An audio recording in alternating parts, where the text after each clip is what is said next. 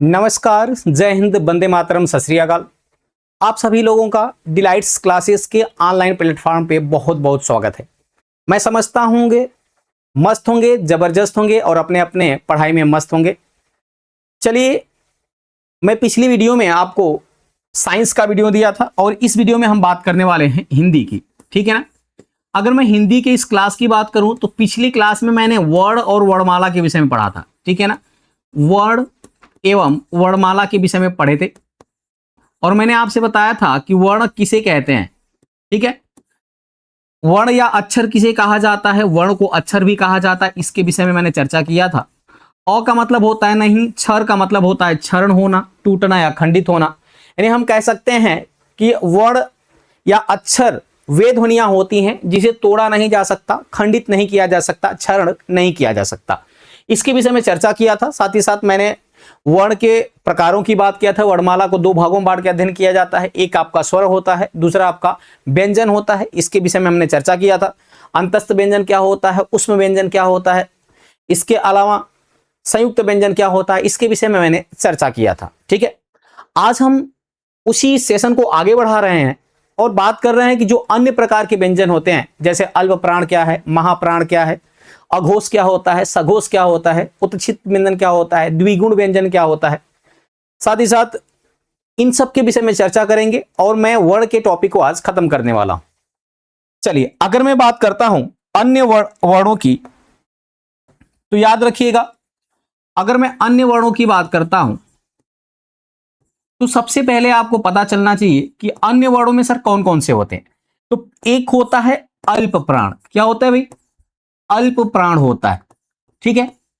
अल्प प्राण होता है, एक होता है महाप्राण। तो प्रश्न उठता है कि सर अल्प प्राण क्या होता है। देखिएगा, अल्प प्राण की मैं बात करूं तो अल्प का मतलब होता है थोड़ा सा। अल्प का मतलब क्या होता है भाई? थोड़ा सा। अब प्राण का मतलब होता है वायु। यानी कह सकते हैं वे वर्ण जिनके उच्चारण में थोड़ी सी वायु बाहर निकलती है, उच्चारण में थोड़ी सी वायु बाहर निकलती है, थोड़ी सी वायु बाहर निकलती है, उसे कहा जाता है, उसे क्या कहते हैं भाई? उसे कहते हैं अल्प प्राण। क्या कहते हैं भाई? अल्प प्राण। अब प्रश्न यह उठता है कि सर अल्प प्राण के अंतर्गत कौन कौन से वर्ण आते हैं। तो ध्यान से सुनिएगा, अल्प प्राण के अंतर्गत प्रत्येक वर्ग का कौन कौन से वर्ण आएंगे भाई? प्रत्येक वर्ग का प्रथम वर्ण, ठीक है, तृतीय वर्ण, साथ ही साथ पंचम वर्ण। प्रत्येक वर्ग का प्रथम वर्ण, तृतीय वर्ण और पंचम वर्ण। तथा जो अंतस्थ व्यंजन होते हैं, अंतस्थ व्यंजन, ये भी किसके अंतर्गत आते हैं? ये अल्प प्राण के अंतर्गत आते हैं। ठीक है। अब प्रश्न उठता है सर प्रत्येक वर्ग का मतलब क्या होता है। तो याद रखिएगा, मैंने वर्गीय व्यंजन के विषय में आपसे बताया था कि प्रत्येक वर्ग का मतलब होता है ऐसे व्यंजन से, जैसे ये होता है क वर्ग। क्या होता है भाई? क वर्ग। उसके बाद होता है च वर्ग, ठीक। उसके बाद होता है ट वर्ग,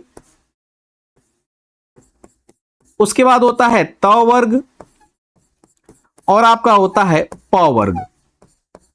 देखिए, अगर क वर्ग की बात करें तो क ख ग घ अंग, यानी कह सकते हैं क ख ग घ और अंग, ये चार वर्ण क वर्ग के अंतर्गत आते हैं। च वर्ग के अंतर्गत च, छ, ज, झ और इय, ये किसके अंतर्गत आते हैं? च वर्ग के अंतर्गत आते हैं। ट के अंतर्गत ट, ठ, ड, ढ और अड़, ये किसके अंतर्गत आते हैं भाई? तो ट वर्ग। त की बात करें तो त, थ, द, ध और न आ जाएंगे। जबकि प की बात करें तो प, फ, ब, भ और म, ये जो वर्ण आ जाते हैं ये क्या होते हैं भाई? क वर्ग, च वर्ग, ट वर्ग, त वर्ग और प वर्ग के अंतर्गत आते हैं। तो प्रश्न क्या कह रहा है? प्रश्न कह रहा है कि प्रत्येक वर्ग का कौन सा अक्षर? प्रत्येक वर्ग का पहला अक्षर किसके अंतर्गत आते हैं? तो कहेंगे सर आ जाएंगे आपके अल्प प्राण के अंतर्गत। इसके अलावा प्रत्येक वर्ग का तीसरा अक्षर, ठीक है, प्रत्येक वर्ग का तीसरा अक्षर और प्रत्येक वर्ग का पांचवा अक्षर, ये सब किसके अंतर्गत आएंगे? अल्प प्राण। तो कह सकते हैं कि सर अल्प प्राण के अंतर्गत क्या क्या आ जाएगा, तो कहेंगे सर प्रत्येक वर्ग का पहला यानी क आ जाएगा, च आ जाएगा, क च ट त और प, ये प्रत्येक वर्ग का पहला अक्षर आ गया। फिर प्रत्येक वर्ग का तीसरा अक्षर की बात करें तो याद रखिएगा ग, फिर क्या होगा ज, फिर क्या होगा भाई ड, फिर द, उसके बाद आ जाएगा ब। यानी प्रत्येक वर्ग का कौन सा अक्षर आ गया, तो कहेंगे सर तीसरा। उसके बाद प्रत्येक वर्ग का आखिरी अक्षर यानी पांचवा अक्षर कौन कौन सा होगा भाई, अंग हो गया, फिर इय हो जाएगा, इयंग ड़, फिर आ जाएगा न और आ जाएगा म, यानी इयंग वर्णम। ये जो अक्षर आएंगे ये सब किसके अंतर्गत आते हैं, तो कहेंगे सर अल्प प्राण के अंतर्गत आते हैं। ठीक है, इसके अलावा मैंने कहा भाई अंतस्थ वर्ण भी आते हैं। तो अंतस्थ वर्ण कौन कौन से होते हैं, तो मैंने कहा था य, व, र और ल, ये आपके अंतस्थ वर्ण आते हैं। ठीक है, आप ट्रिक से याद रखिएगा ना। अल्प प्राण क्या होता है, तो कहेंगे सर वे वर्ण जिनके उच्चारण में थोड़ी सी वायु बाहर निकलती है उनको अल्प प्राण कहा जाता है। इसके अंतर्गत प्रत्येक वर्ग का प्रथम वर्ण, तृतीय वर्ग, तृतीय वर्ण और पंचम वर्ण आते हैं। साथ ही साथ अंतस्थ वर्ण आते हैं जिनको मैंने पिछले वीडियो में बताया था कि अंतस्थ वर्ण क्या होते हैं। ठीक है, दूसरे की बात करते हैं तो दूसरा क्या होता है, तो कहेंगे सर दूसरा होता है महाप्राण। दूसरा क्या होता है भाई, महाप्राण। देखिए अगर मैं महाप्राण की बात करता हूं, ठीक है, अगर मैं महाप्राण की बात करता हूं तो इसका मतलब क्या है, तो कहेंगे सर महा का मतलब क्या होता है।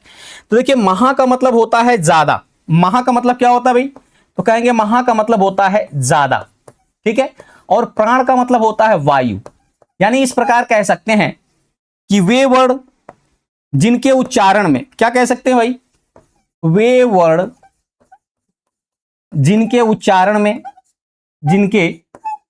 उच्चारण में ज्यादा वायु बाहर निकलती है, ज्यादा वायु बाहर निकलती है, वायु बाहर निकलती है, उसे क्या कहते हैं भाई, उसके कहा जाता है महाप्राण।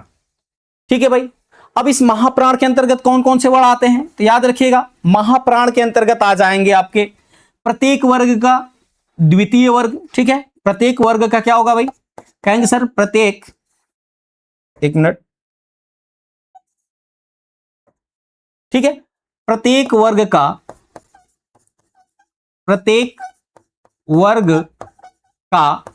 कौन कौन सा आ जाएगा, तो कहेंगे द्वितीय वर्ण। ठीक है, उसके बाद द्वितीय वर्ण और चतुर्थ वर्ण, द्वितीय वर्ण और चतुर्थ वर्ण,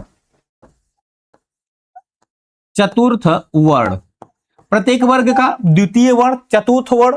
साथ ही साथ बात करें तो जो ऊष्म व्यंजन होते हैं ना, ऊष्म व्यंजन वो भी किसके अंतर्गत आते हैं, तो वो आते हैं आपके महाप्राण के अंतर्गत। ठीक है, तो याद रखिएगा प्रत्येक वर्ग का द्वितीय वर्ण की बात करें तो ख, छ, ठ, थ, फ, यानी कह सकते हैं सर इसके अंतर्गत क्या क्या आ जाएंगे, तो याद रखिएगा एक तो आ जाएगा ख, फिर क्या आ जाएगा, तो कहेंगे सर छ आ जाएगा, फिर क्या आ जाएगा, ठ आ जाएगा, फिर क्या आ जाएगा, थ आ जाएगा, फिर क्या आएगा, फ आ जाएगा। ये तो प्रत्येक वर्ग का द्वितीय हो गया। और प्रत्येक वर्ग का चतुर्थ में क्या आएगा भाई, तो घ, कहेंगे सर घ आ जाएगा, फिर क्या आएगा, झ आएगा, फिर क्या आएगा भाई, ढ आ जाएगा, फिर क्या आएगा, तो कहेंगे ध और आपका भ।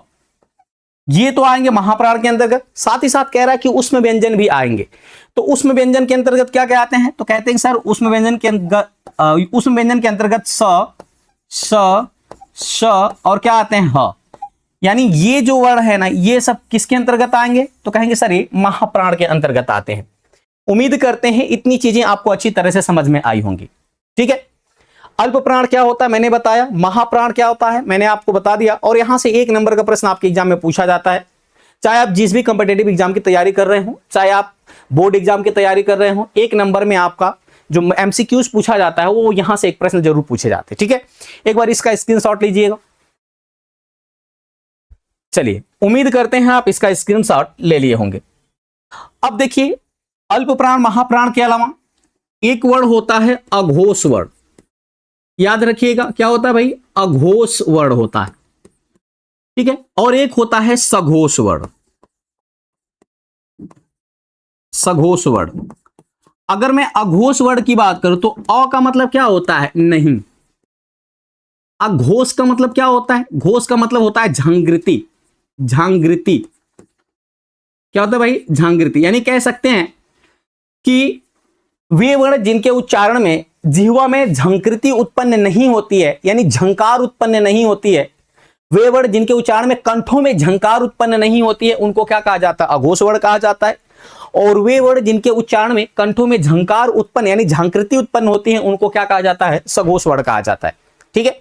अब प्रश्न उठता है कि सर सघोष वर्ण के अंतर्गत क्या क्या आएगा? ठीक है। अगर मैं सघोष वर्णों की बात करूं, अघोष की बात करूं, तो देखिए अघोष वर्ण के अंतर्गत क्या आता है? तो कहेंगे सर प्रत्येक वर्ग का प्रथम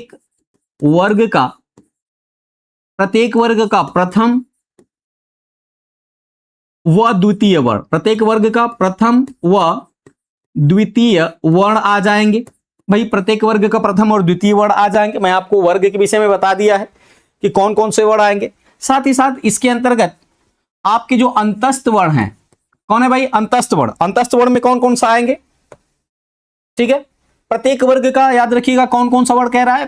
प्रथम और द्वितीय। प्रथम में जैसे क हो गया, ख हो गया, च हो गया, छ हो गया। ठीक है। उसके अलावा देखिएगा त हो जाएगा, थ हो जाएगा। ठीक है। फिर उसके बाद ट हो जाएगा, ठ हो जाएगा। देखिए प्रथम और द्वितीय हुआ। ठीक है। उसके बाद प हो जाएगा और फ हो जाएगा। ये तो आपके क्या है भाई? ये प्रत्येक वर्ग के प्रथम और द्वितीय वर्ण है। प्रत्येक वर्ग के प्रथम और द्वितीय वर्ण है। इसके अलावा बात करें तो आपका हो जाता है, याद रखिएगा, स, श और स। ठीक है। और एक आपका आ जाता है फ। ये जो होते हैं ये किसके अंतर्गत आते हैं? तो कहेंगे सर अघोष वर्ण के अंतर्गत आते हैं। मैंने क्या कहा भाई? अघोष वर्ण क्या होते हैं? तो कहेंगे वे वर्ण जिनके उच्चारण में कंठ में झंकृति उत्पन्न होती है, यानी झंकार उत्पन्न होता है, उसको सघोष कहते हैं। और जिसमें झंकार उत्पन्न नहीं होता है उसको अघोष वर्ण कहा जाता है। ठीक है। और मैंने बताया कौन कौन से वर्ण आते हैं, ये भी आपको पता चल गया। अगर मैं सघोष वर्ण की बात करूं तो इसके अंतर्गत क्या आएंगे? तो कहेंगे सर प्रत्येक वर्ग का कौन कौन सा? तो कहेंगे सर तृतीय वर्ण। ठीक है। फिर इसके अलावा चतुर्थ वर्ण और पंचम वर्ण।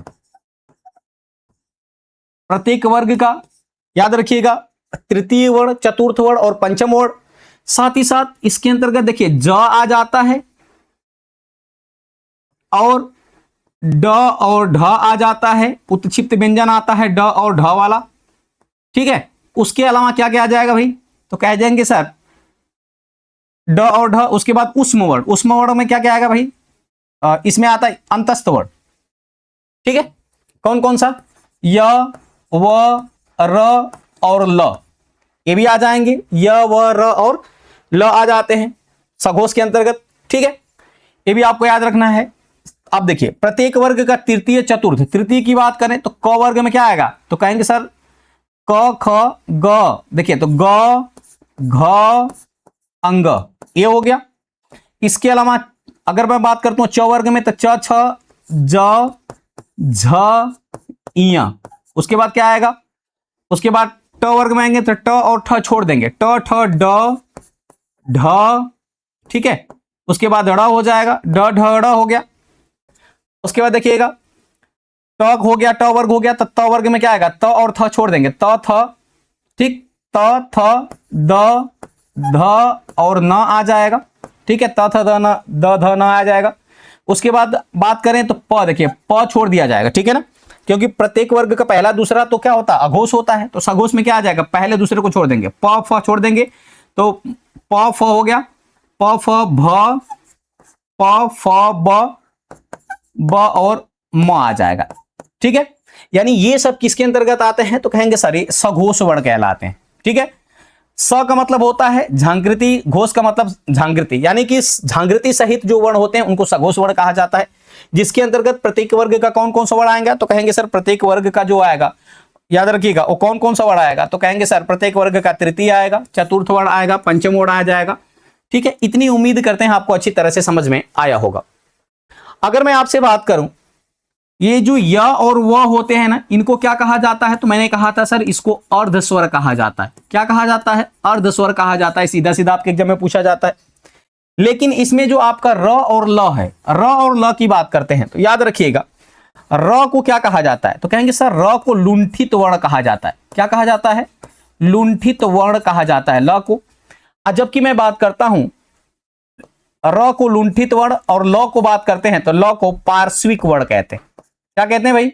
पार्श्विक वर्ण कहा जाता है ल को। ठीक है, इसके अलावा बात करते हैं तो अन्य वर्ण की बात करें तो जैसे उत्क्षिप्त व्यंजन होता है। एक क्या होता है भाई? उत्क्षिप्त व्यंजन होता है। उत्क्षिप्त व्यंजन के अंतर्गत क्या क्या आता है भाई? तो इसके अंतर्गत आता है, याद रखिएगा, ठीक है, उत्क्षिप्त व्यंजन के अंतर्गत क्या क्या आता है, तो कहेंगे सर उत्क्षिप्त व्यंजन के अंतर्गत आता है ड, लेकिन नीचे याद रखिएगा ये रहेगा आपका बिंदी टाइप, ड और ढ। ठीक है, क्या होता है भाई? ये उत्क्षिप्त व्यंजन के अंतर्गत आता है। साथ ही साथ इनको हम द्विगुण व्यंजन भी कहते हैं। क्या कहते हैं भाई? द्विगुण व्यंजन भी कहा जाता है। ठीक है, इसके अलावा आपको याद रखना है आगत व्यंजन। क्या होता है भाई? आगत व्यंजन। अगर मैं आगत व्यंजन की बात करें तो आगत से क्या मतलब है? आगत से मतलब है कि दूसरी भाषा से आए हुए। तो आगत की बात करें तो आगत के अंतर्गत क्या क्या आएगा, तो कहेंगे सर जो ज होता है ना, आपने देखा होगा ज के नीचे एक बिंदी सा नजर आता है आपको, ज और फ, ज और फ, ये आप देखते होंगे इस टाइप के लिखे जाते हैं। ये भी क्या कहलाते हैं? तो आगत व्यंजन कहलाते हैं। ठीक है, उम्मीद करते हैं फ्रेंड्स इतना आपको अच्छी तरह से समझ में आया होगा। मैंने आपसे बताया था वर्ण के विषय में, आज मैं वर्ण को पूरी तरह से खत्म कर चुका हूं। अब एक प्रश्न पूछा जाता है कि भाषा की सबसे छोटी इकाई कौन सी होती है? एक बार इसका स्क्रीनशॉट लीजिएगा। चलिए, एक प्रश्न आपसे पूछा जाता है कि भाषा की सबसे छोटी इकाई कौन सी होती है। अगर आपसे प्रश्न बने भाषा की सबसे छोटी इकाई कौन सी होती है, सबसे छोटी इकाई क्या होती है, छोटी इकाई क्या होती है, तो भाषा की सबसे छोटी इकाई आपकी होती है ध्वनि। लेकिन अगर आपसे प्रश्न पूछे कि लिखित भाषा की सबसे छोटी इकाई कौन सी होती है, लिखित भाषा की सबसे छोटी इकाई अगर आपसे पूछे तो क्या बताएंगे भाई? वर्ण होती है। अगर वर्ण ऑप्शन में नहीं दिया है तब आप किसका बताएंगे? शब्द को बताएंगे कि शब्द जो होता है ये लिखित भाषा की सबसे छोटी इकाई होती है। अगर वर्ण में आपको नहीं दिया है ऑप्शन में वर्ण। समझ में आया कि नहीं आया? तो यहां से आपका वर्ण का जो टॉपिक होता है ये समाप्त होता है, वर्ण और वर्णमाला के विषय में। यदि आपने पिछला वीडियो नहीं देखा है तो जाकर के आई बटन में क्लिक करके आप देख लीजिएगा, प्लेलिस्ट बना हुआ है बाकायदे हिंदी बाई सत्येंद्र सर के नाम से, वहां आप देख सकते हैं। ठीक है, इसके अलावा अगर बात करें तो देखिए अब शब्द की बात आई है तो अब हम अगली वीडियो में किसके विषय में पढ़ेंगे? हम अगले विषय में शब्द के विषय में पढ़ेंगे। ठीक है ना, शब्द के विषय में शब्द कितने प्रकार के होते हैं, किसके किसके आधार पर शब्द बनते हैं, निरर्थक क्या होता है, सार्थक शब्द क्या होता है, तत्सम शब्द कहां से आया, तद्भव क्या आया, देशज विदेशज, ठीक है, पर्यायवाची, समानार्थी, इन सब की चर्चा करने वाले हैं अगली वीडियो में। ठीक है फ्रेंड्स, तो उम्मीद करते हैं ये छोटा सा टॉपिक आपको अच्छी तरह से समझ में आया होगा। यदि वीडियो की क्वालिटी और कंटेंट अच्छा लगे तो चैनल को सब्सक्राइब करते हुए बेल आइकन दबाना मत भूलिएगा, ताकि जो भी मैं वीडियो अपलोड करूंगा यानी हमारी संस्था के द्वारा जो भी आपको वीडियो प्रोवाइड किया जाएगा उसका नोटिफिकेशन आपके पास पहुंच सके। ठीक है, एक लाइक जरूर कर दीजिएगा फ्रेंड्स, क्योंकि आपके एक लाइक से हमें मोटिवेशन मिलता है। तो चलिए मिलते हैं ऐसे ही मजेदार कंटेंट के साथ अगली वीडियो में। तब तक के लिए बहुत बहुत धन्यवाद। Thanks for watching.